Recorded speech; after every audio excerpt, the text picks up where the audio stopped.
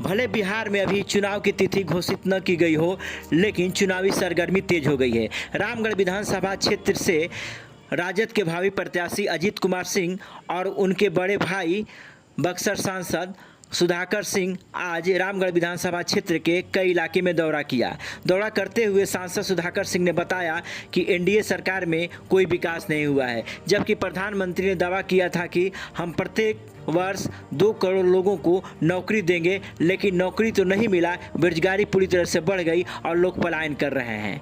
उन्होंने एनडीए सरकार पर निशाना साधते हुए कहा कि सिर्फ यह सरकार ठगने का काम किया है, जबकि लालू राबड़ी की सरकार के कार्यकाल में बहुत से लोगों को नौकरी मिला और बहुत से लोगों को रोजगार मिला, लेकिन इनके सरकार में कोई नौकरी नहीं मिला और नहीं रोजगार मिला। अब जनता पूरी तरह से समझ गई है और बिहार विधानसभा चुनाव में पूरी तरह से एनडीए गठबंधन को नकारेगी।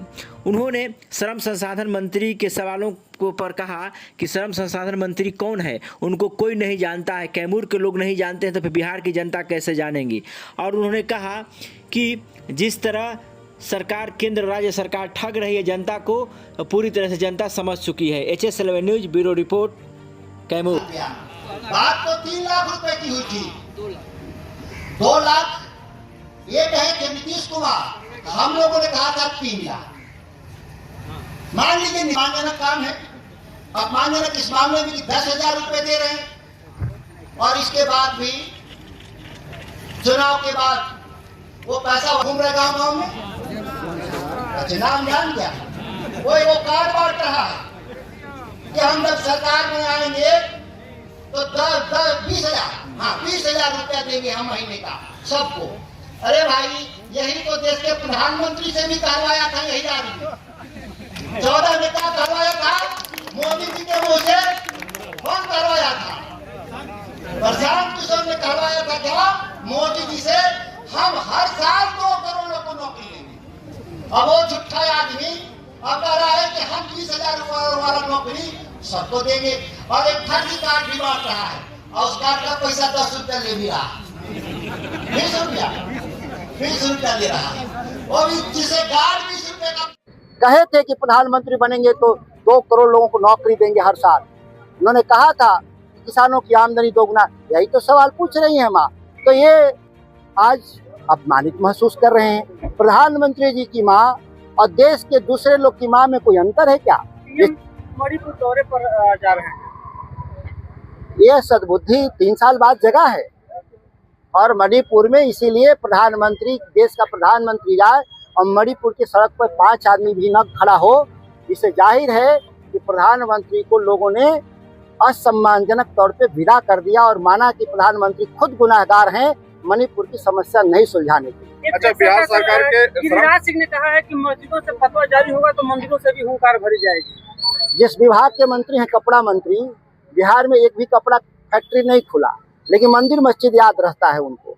हम लोग को यही समझ में नहीं आता है कि देश के प्रधानमंत्री हैं कि मंदिर के पुजारी हैं कि वो मस्जिद के मुल्ला हैं। वो क्या है इस देश में जो धार्मिक आधार पर बयान देते हैं? जिस काम के लिए बने हैं उस काम के बारे में तो आपको एक भी शब्द नहीं निकल पाता।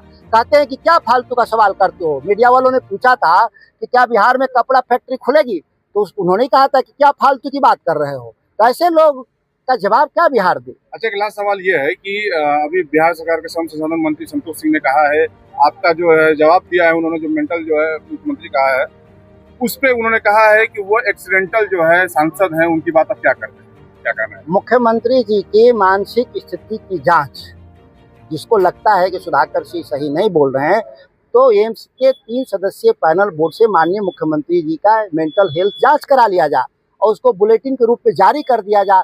दूध का दूध, पानी का पानी हो जाएगा। इसमें बहस करने की क्या बात? अच्छा सर, अभी नेपाल में जो हालात है उसमें पहली महिला मुख्य न्यायाधीश रही सुशीला कार्की को वहाँ के शपथ दिलाई गई प्रधानमंत्री। संविधान के दायरे में उनका शपथ हुआ है, भारत स्वागत करता है।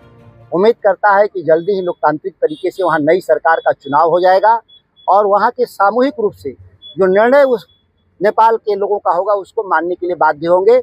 अभी तो जो अराजकतावादी लोग हैं उनको इस बात का समर्थन हम नहीं कर सकते कि किसी भी चुने हुए सरकार को बम गोले के आधार पर उसको अव्यवस्थित और उसको सरकार को भंग कर देने का, ये हम लोग उसमें विश्वास नहीं रखते। अच्छा, इंडिया गठबंधन को भ्रष्टों का एक गठबंधन उन्होंने कहा है, उसको क्या कहेंगे? कौन कहा? संतोष सिंह ने, संसदीय मंत्री ने। पता नहीं किस भ्रष्ट आदमी का नाम ले रहे हैं बार बार भाई। उसको कोई जानता है यहाँ पूरे कैमूर जिला में या पूरे बिहार में किस विभाग का मंत्री हो? किस विभाग का मंत्री है यहाँ? किसी श्रमिक से पूछे, गांव में आए हैं, जानता है लोग यहाँ का श्रमिक आदमी? इसको पूरा कोई नहीं जानता। उसके बारे में इतनी बार सवाल क्या करने का मतलब? भारत पाकिस्तान का सर मैच होना है, क्या लगता है जो अभी फिलहाल में जो स्थिति थी उसके बीच मैच होना चाहिए? भाई देश के प्रधानमंत्री थे कि पानी और खून एक साथ नहीं बहेगा, लेकिन दोनों एक साथ खेलेंगे कैसे, ये हमको समझ में नहीं आ रहा है। भाई जिस देश के भीतर